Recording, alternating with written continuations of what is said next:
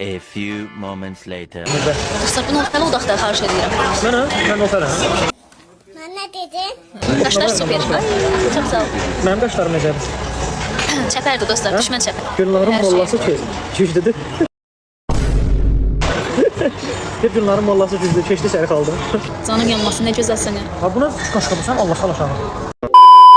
Dostlar, 101 Rəhmətliyin qızı, asas biraz onun uzun geyindən, Allah evini yıksın. Nə olub? Zancir sırazı baxdı. Hə? Nəyə baxdın? Postlara bax. Dur yercik gözüm qabağa. Qızın sürdüyü maşına bax. Ahmet! Bak düşme ha! Ona bax, gördünüz. Allah haqqı mənəsinə baxma. Sən özü deyir bax.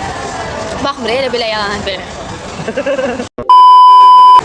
Nə deyirsən, hə? Ha? Nə deyirsən?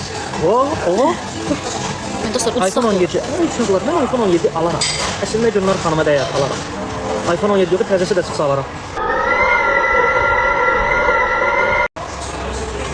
Afisiyant bilən çağır, sağ tərəfdən külək çox gəlir.